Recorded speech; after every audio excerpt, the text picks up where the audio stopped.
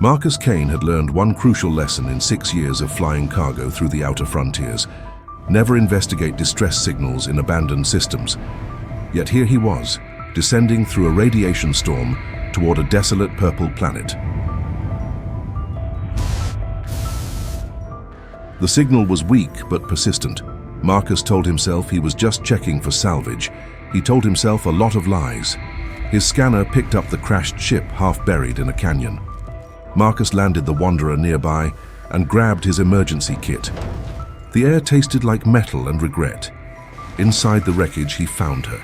She was pinned under a collapsed bulkhead, her legs trapped, her blue skin covered in cuts.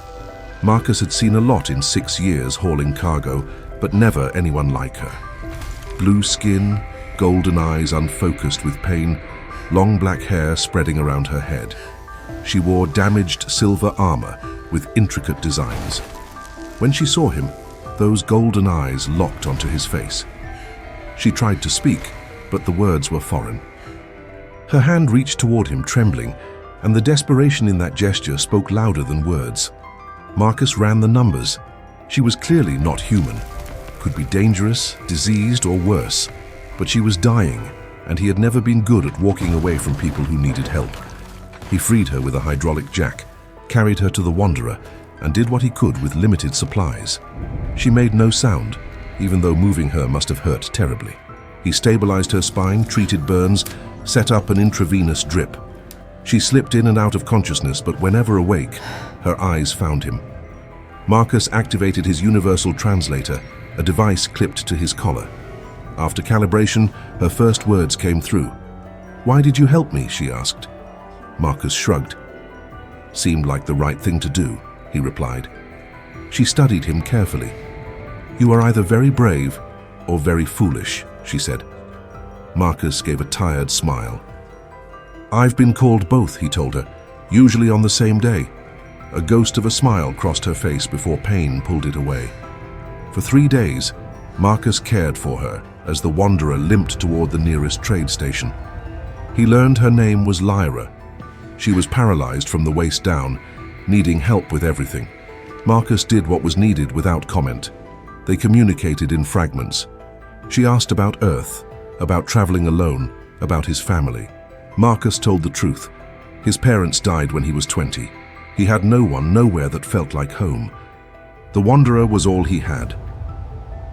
Lyra told him little about herself, but Marcus sensed she was important. The way she carried herself, even injured, held command. She thanked him often, and sometimes at night he found her awake, staring at the ceiling with an unreadable expression.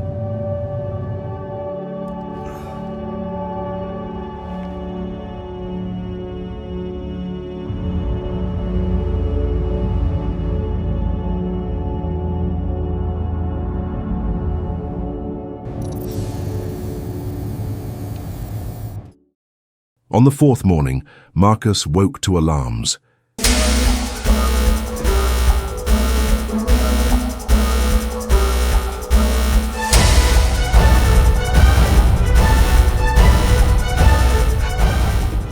He ran to the cockpit and froze. The Wanderer had landed during the night. Surrounding the ship in perfect military formation were hundreds of soldiers in silver and blue armor, climbing the rocky hills in circles. Marcus grabbed his sidearm and ran to the medical bay, ready to defend Lyra or die trying. But when he burst through the door, he stopped. She was standing, fully healed, wearing complete armor that gleamed silver and blue, and on her head sat a crown of living metal. She turned to him. "I am sorry for the deception, Marcus Kane," Lyra said. "My people found us during the night. They brought medical technology far beyond yours." She paused. "I am Lyra Velen, Queen of Viridian." Marcus laughed, slightly hysterical. "Of course," he said. "Of course I rescued a queen." "You saved my life," Lyra told him. "My people searched for weeks. Without you, I would have died.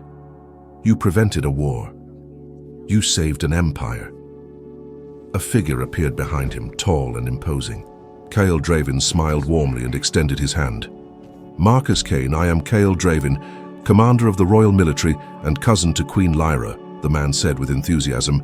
"You are a hero." His grip was firm and friendly. "When I led the recovery mission and found her alive because of you, I could barely believe our fortune. You will be rewarded beyond your dreams, my friend." But another figure loomed in the doorway. Theron Vale was massive, scarred, carved from stone and violence. "How convenient that you were in that exact system at that exact time," Theron said, his voice cold and suspicious. Marcus bristled. "I picked up a distress signal," he shot back. "That's it." "How fortunate," Theron replied, his eyes narrowing. "And now you expect rewards." "I expect to get back to my life," Marcus said firmly. "Theron, enough," Lyra commanded, her voice cutting through the tension. "Marcus saved my life when he had nothing to gain. You will treat him with respect." Kyle laughed warmly. "Forgive Theron," he said with a dismissive wave. "He suspects everyone. It makes him good at security, terrible at company." He clapped Marcus's shoulder. "Come, we must discuss the eternal safeguard." "The what?" Marcus asked, confused. Lyra stepped forward. "By ancient law, anyone who saves the monarch becomes bound by sacred oath," she explained. "You are now my protector, Marcus Kane." "And what if I don't want to be?" Marcus asked. "Then you are free to go," Lyra said softly. "But the bond must be formally addressed before the High Council. A few days. After that, you may leave with whatever reward you wish." Marcus wanted to refuse, but when he looked at Lyra, he remembered carrying her broken body from the wreckage. "Fine," he said. "A few days, then I'm gone."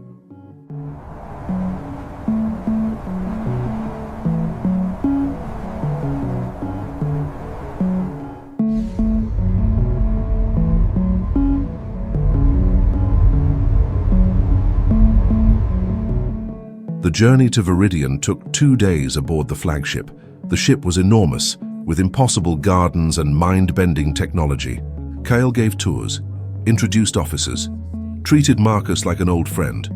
He talked about growing up with Lyra, always protecting her, loving the empire she ruled. Theron remained a constant shadow. Marcus would turn and find him watching. Once Marcus confronted him. "Do you have something to say?" Marcus asked directly. "I am watching you," Theron replied flatly. "I will always be watching." "Why?" Marcus demanded. "I do not know yet," Theron said. "That is why I am watching." Marcus noticed Theron watched everyone, and whenever Lyra entered a room, Theron positioned himself between her and every threat.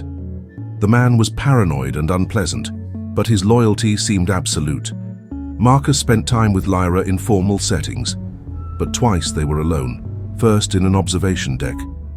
"You look like a man trying to convince himself of something," Lyra said quietly, appearing beside him. "I'm fine," Marcus replied. "You are a terrible liar," she observed with a slight smile. "You regret saving me." "No," Marcus said firmly. "I don't regret that, just that it got complicated." "Life is complicated," Lyra said. "I wonder what it would be like to be free like you were."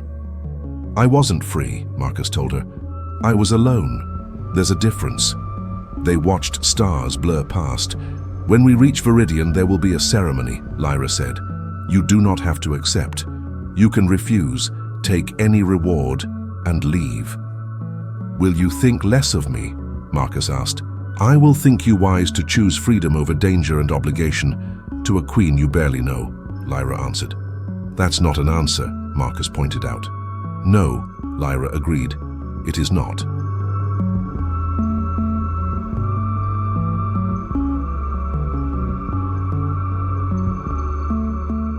The second time was in the ship's gardens the night before arrival. Lyra sat beneath glowing trees. Marcus found her unable to sleep. "Cannot sleep either?" she asked as he approached. Marcus sat beside her. "Too much thinking," he admitted.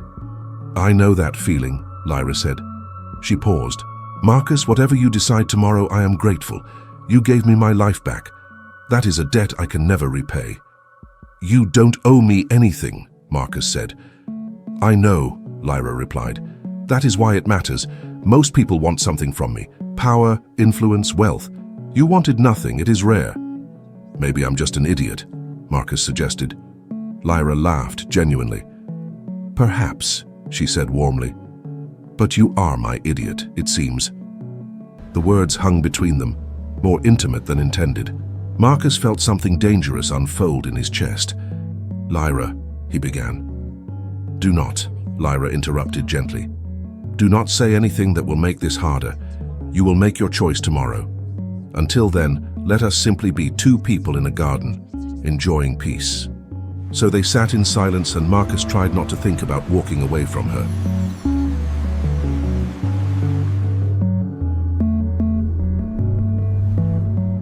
Viridian was breathtaking. The capital floated among clouds, crystalline towers and impossible architecture. The palace was living metal and light, beautiful beyond words. People celebrated their queen's return with genuine joy.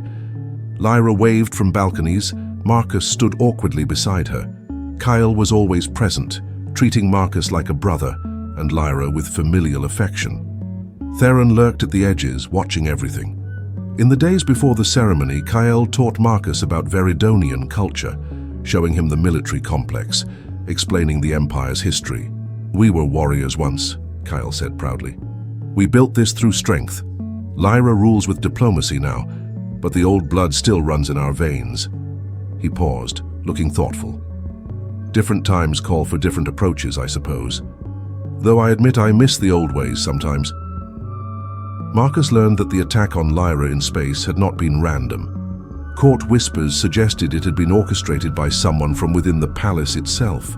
Kyle confided to Marcus that he was investigating quietly, asking Marcus to keep his eyes open for anything suspicious. 2 days before the ceremony, Marcus had dinner with Lyra in her private chambers, just the two of them. She asked about his childhood, his parents, Earth. Marcus told her things he had not thought about in years. His mother taking him to a small church in their neighborhood, teaching him about kindness and faith. His father showing him how to fix engines, how to love the feel of tools in his hands. "They died when I was 20, Marcus said quietly. "Ship accident during a transport job. After that, I just kept moving. Easier than staying still and remembering." Lyra reached across the table and took his hand. Her skin was cool against his, her touch light. "I am sorry," she said softly. "Loss like that never truly heals." "No," Marcus agreed. "It doesn't. You just learn to carry it." They sat like that for a moment, hands linked, and Marcus felt the weight of everything unsaid between them. Lyra broke the silence first. "Tomorrow, you will make your choice," she said. "Whatever you decide, know that I will understand. You have given me enough already." "And if I stay?" Marcus asked quietly. Lyra's eyes met his, and something vulnerable flickered there. "For then you will be bound to a life of constant danger, political intrigue, and a queen who can never put you first," she said. "I am married to my duty, Marcus. That will never change." "That's not an answer either," Marcus observed. "No," she said, a small smile touching her lips. "It is not."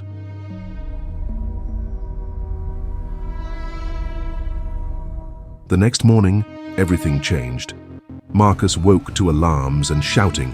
He ran into the corridor to find guards rushing toward the royal dining hall. He followed, his heart pounding, and found chaos. Lyra was on the floor convulsing, her skin pale, her breath coming in gasps. Medics were already working on her, and Kyle was shouting orders, his face a mask of fury and fear. Theron was there too, standing rigid, his expression unreadable. "Poison," one of the medics announced. "Rare toxin. Someone put it in her food."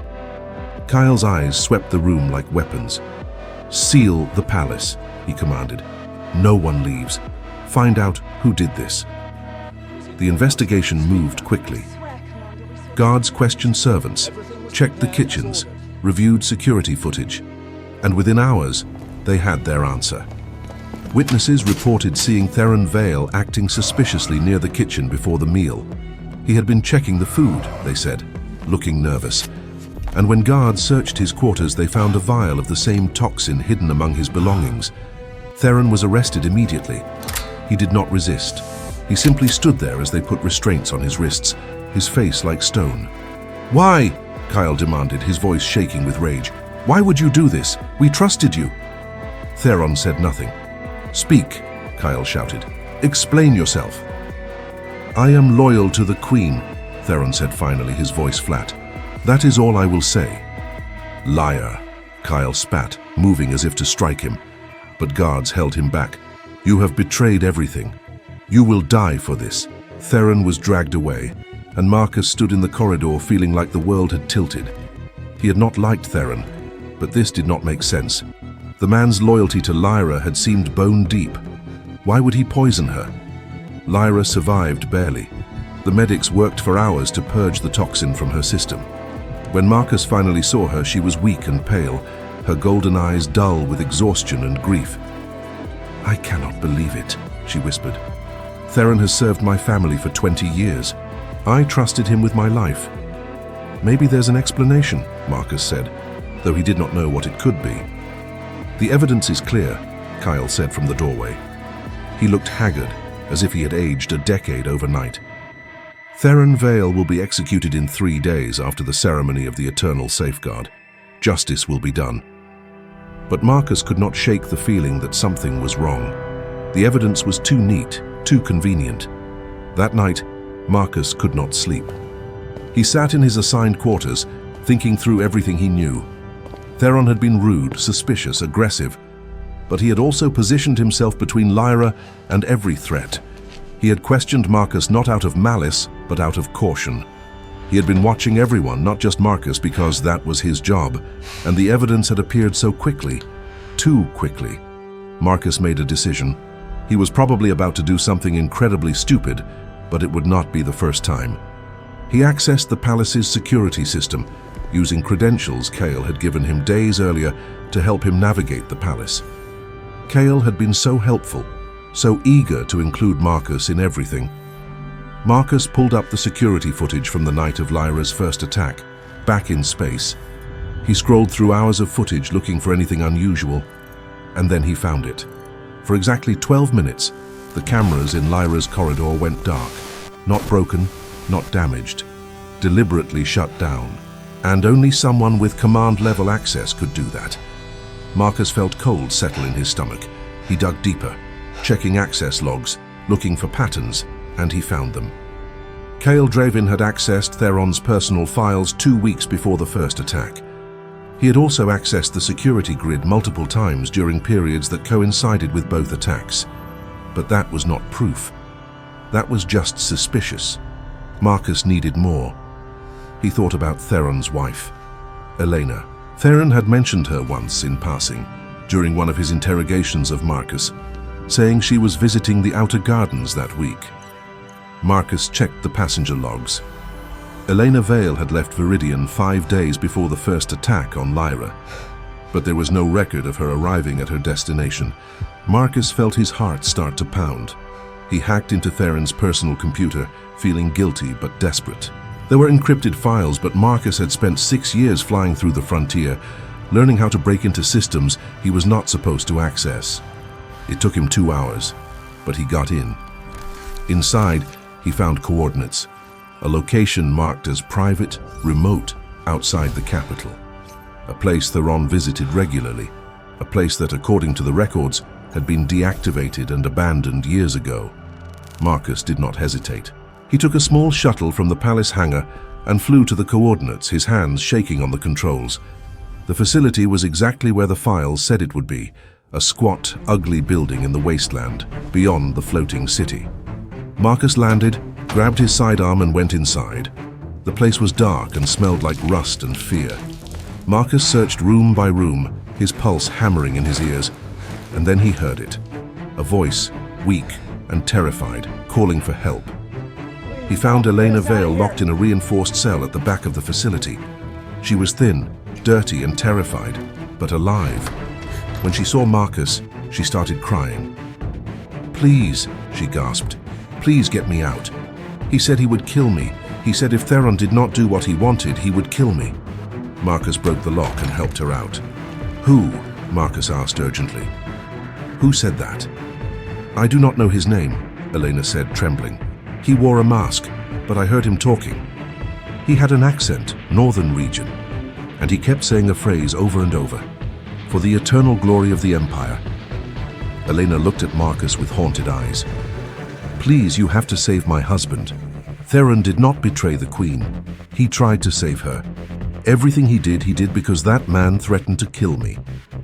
Marcus felt pieces clicking into place. "Tell me everything," he said. Elena told him about being kidnapped days before the first attack, about being used to blackmail Theron into leading the strike team that ambushed Lyra in space. "But Theron sabotaged the mission," Elena explained. "He gave the Queen time to send a distress signal. He made sure the attack failed. He was trying to save her while saving me." "And the poison?"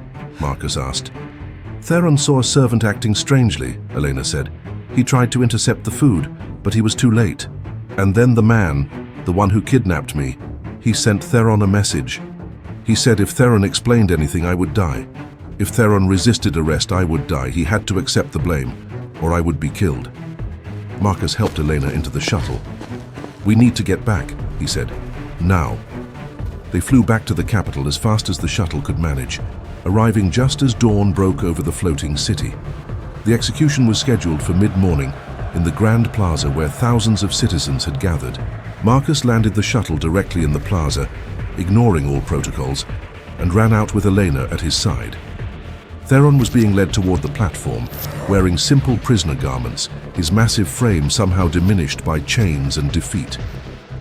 Lyra sat on a throne overlooking the plaza, her face a mask of controlled pain, and Kale stood beside her in his full ceremonial armor, the picture of a loyal commander mourning a traitor.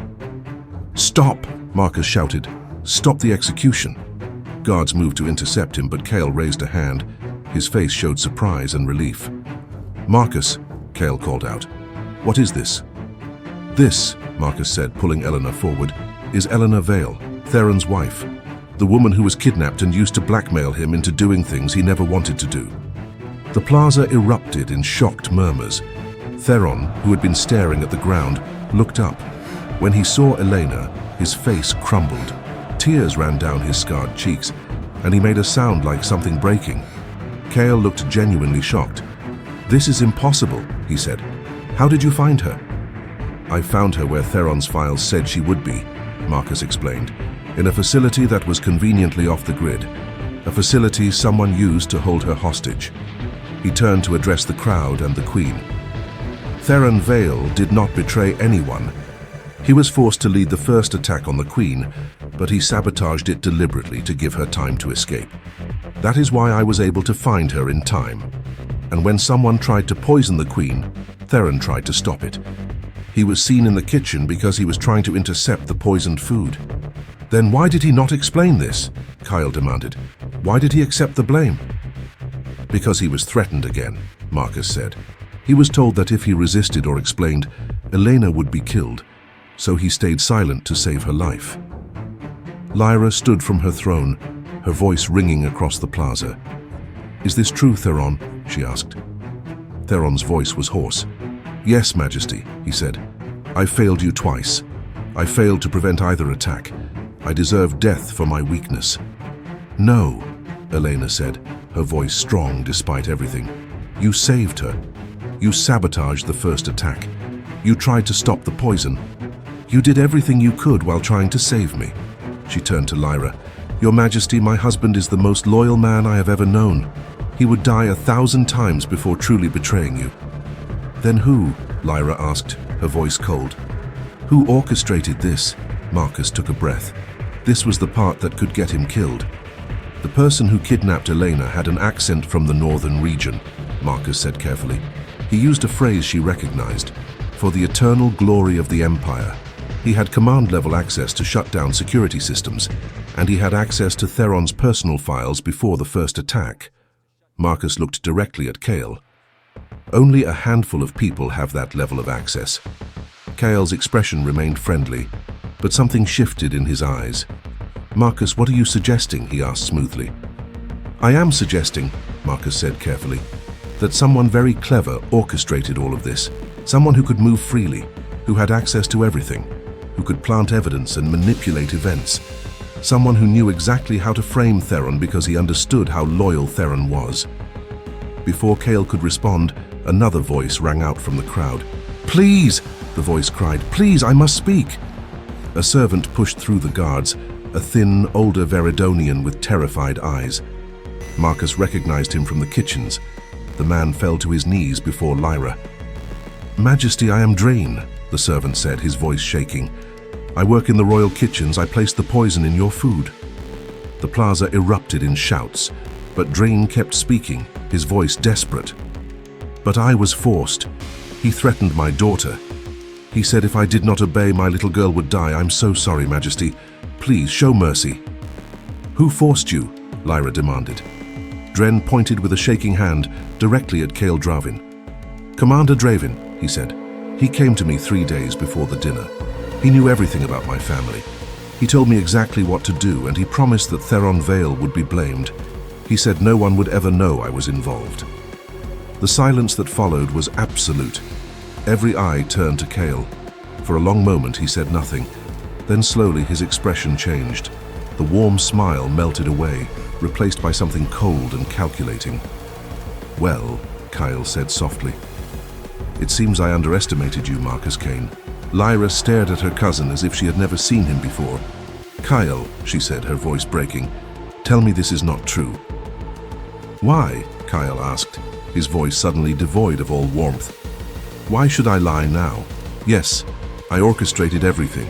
The attack in space, the poison, the frame of Theron, all of it. But why?" Lyra asked, her voice breaking on the word. "I trusted you. You are family." "Family," Kyle repeated with contempt. "Yes, I am family. I am the one who watched you take the throne that should have been mine. I am the one who watched you rule with weakness and compassion when strength and fear were needed. Our ancestors built this empire on conquest, Lyra. We were warriors, and you have turned us into diplomats and merchants. So you decided to kill me and take the throne yourself," Lyra said. "I decided to save the empire," Kyle declared. "With you dead, I would be the rightful heir, and I would restore Viridian to its former glory. We would be feared again, respected again." He gestured to Marcus. "But then this human interfered.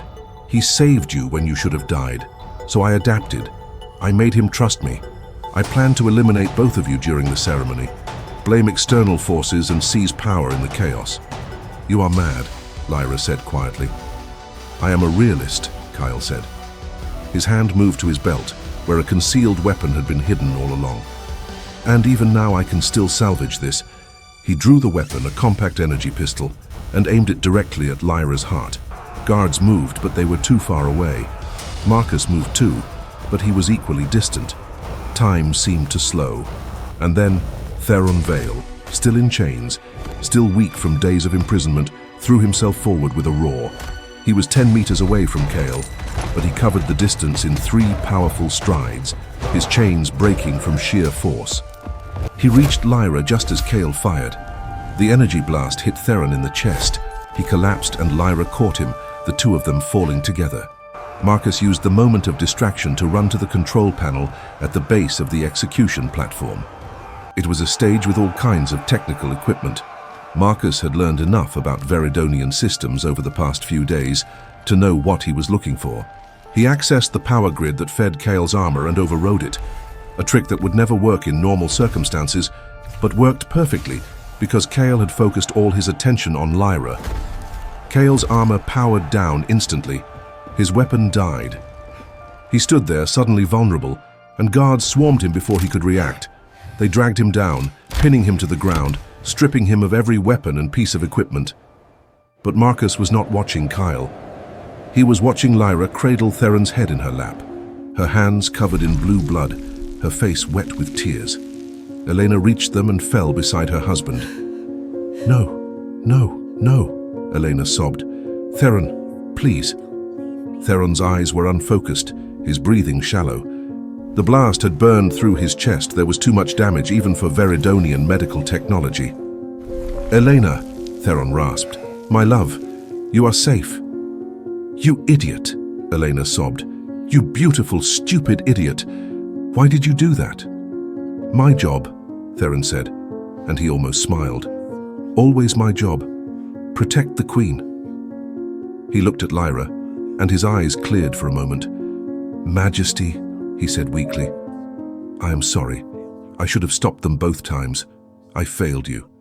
"No," Lyra said fiercely. "You did not fail me. You sabotaged the first attack to save me. You tried to stop the poison. You gave your life for mine. You are the most loyal subject I have ever known, Theron Vale." "I tried to tell you," Theron said, his voice weakening. "When I was arrested, I tried to explain, but Kyle sent me a message. He said if I spoke, if I resisted, he would kill Elena, so I stayed quiet. I thought if I died, she would live." "You are not going to die," Elena said desperately, even though they all knew it was a lie. "It is all right," Theron said. He reached up with trembling fingers and touched her face. "I love you. I have always loved you. You made my life worth living." "I love you," Elena whispered. "Always. Forever." Theron looked at Lyra one more time. "Majesty," he said, "promise me. Take care of her. Promise me she will be safe." "I swear it," Lyra said, her voice breaking. "On everything sacred, I swear. Elena will be honored as the wife of a hero. She will never want for anything. She will have a place of honor in my court for the rest of her days." Theron smiled, satisfied. "Good," he said. "That is good." He closed his eyes. "I am tired now. So tired." "Rest," Elena said, holding him close. "Rest, my love. I am here. I am with you."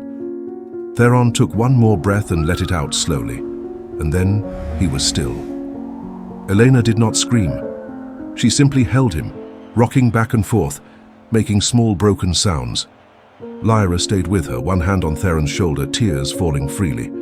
The plaza was silent, except for the sound of Elena's grief. Marcus stood apart, feeling like an intruder on something too private and too painful. He had not known Theron well, but the man had died to save someone he loved, and Marcus understood that kind of sacrifice in a way that made his chest hurt. Eventually, medics came. They gently took Theron's body, and Elena went with him, refusing to leave his side. Lyra stood slowly, her armor stained with blood, her face hollow. She looked at Kale, who was still pinned by guards, and her expression was terrible. "Take him away," she said quietly. "He will be tried and sentenced according to our laws, but I will not execute him. He is family, and I will not add more death to this day. He will spend the rest of his life in a cell, thinking about what he destroyed." Kale started to laugh, a bitter sound. "You are still weak, Lyra," he said. "Even now you cannot do what is necessary." "No," Lyra replied. "I am merciful.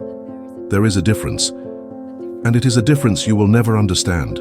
They took Kyle away, and he kept laughing until the sound faded into the distance.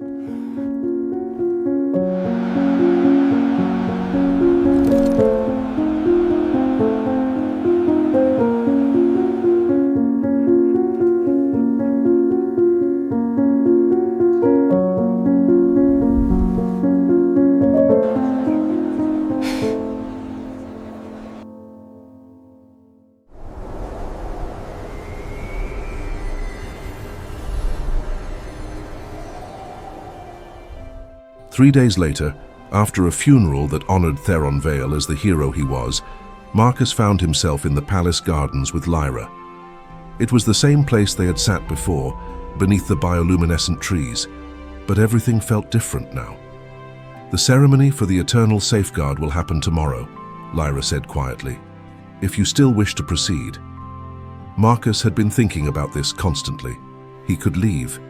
He could take a reward, get back in the Wanderer, and return to his old life. No complications, no politics, no danger, just him and the stars. But when he thought about leaving, he thought about Lyra's face when she held Theron. He thought about Elena's grief. He thought about all the people in this empire who needed someone to protect them from threats they could not see coming. And he thought about the way Lyra looked at him sometimes when she thought he was not paying attention. "I want to ask you something," Marcus said. "Why me? Why does this matter to you? You could release me from the bond. You do not need me here." Lyra was quiet for a long time. "You saved my life when you had nothing to gain," she finally said. "You investigated when everyone else accepted the obvious answer. You found Elena when no one else was looking. You saw through Kale when I, who have known him my entire life, was blind." She paused. "You did all of this not because it was your duty, but because it was right. That is rare, Marcus Kane, and it is exactly what I need. I am not a soldier, Marcus said. I am not a politician. I barely understand this world. I know, Lyra replied, and that is why you might actually survive it. She turned to look at him fully. But I will not lie to you. If you stay, your life will be filled with danger. There will be more threats, more plots, more people like Kale, and I cannot promise to keep you safe because I cannot even promise to keep myself safe. That is not exactly a compelling sales pitch, Marcus observed. Lyra smiled, sad and tired. I am not trying to convince you, she said. I'm trying to be honest. You deserve that much. But before that, I need to ask you something. How did you discover the entire truth? I have known Kale my entire life, and yet you, who met him only days ago, saw through him. How did you know? My mother used to take me to church when I was a kid, Marcus said. I did not pay much attention to most of it, but she taught me something important. She said an angel makes itself look frightening to scare away evil. A demon makes itself look beautiful to deceive people. I did not understand it then, but I understand it now. Your mother was wise, Lyra said softly. She was, Marcus agreed. He took a breath. I am staying. Lyra's eyes widened. Marcus, she began. I am staying, Marcus repeated. Not because of the bond or the obligation. I am staying because for the first time in 6 years, I feel like I am doing something that matters. I was alone out there in the dark, flying from place to place, never connecting with anyone. And then I found you. And yeah, it is complicated and dangerous and probably stupid, but it is also real. Lyra reached out and took his hand, the same gesture she had made in her private chambers days ago. You are sure? She asked. No, Marcus admitted, but I'm doing it anyway.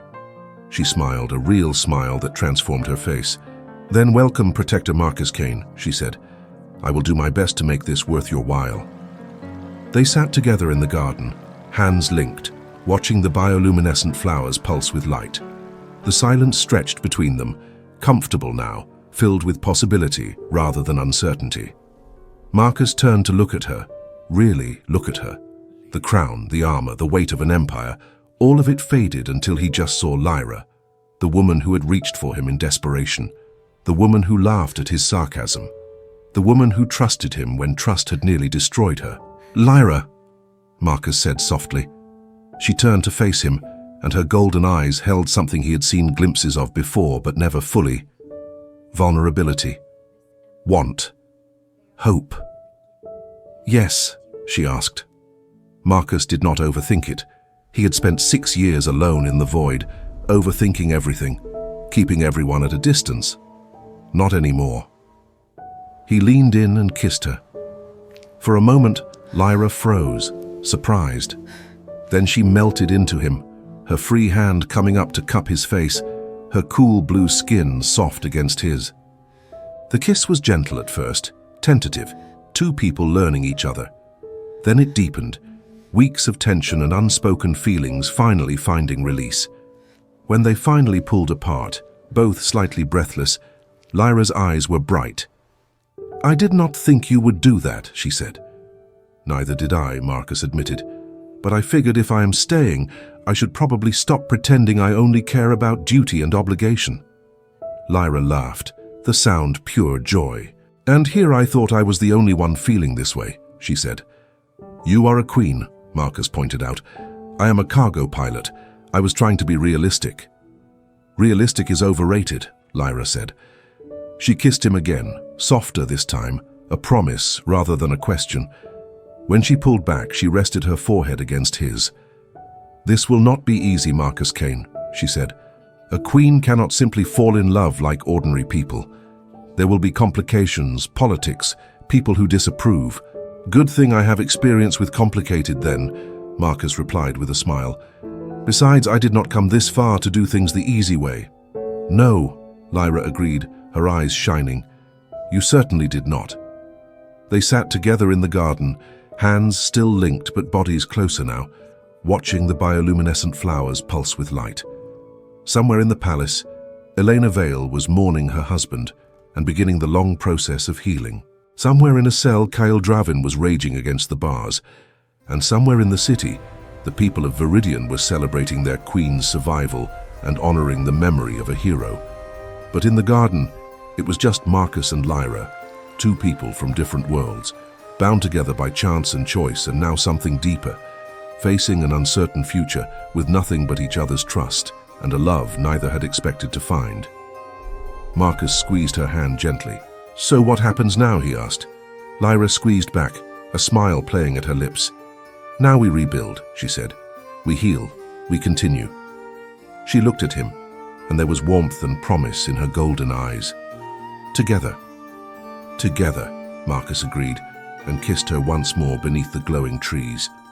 And for the first time in a very long time, Marcus Kane felt like he had found something he had not even known he was looking for. Not freedom, not solitude, but purpose, connection, home. The stars above Viridian shone brightly, and somewhere in the vast dark between them, the wanderer sat in a hangar waiting. But Marcus was not thinking about leaving anymore. He was thinking about staying, about protecting, about the blue-skinned queen whose life had become entangled with his in ways he never could have predicted, about the strange and impossible future that stretched ahead, full of danger and uncertainty, and something that felt surprisingly like hope. And that was the end of the story. If you made it this far, leave your thoughts in the comments, good or bad. It truly helps the channel grow. Hit like, subscribe for more stories like this one, and take a look at the video on your screen that I think you will really enjoy. Big hug, and I will see you in the next story.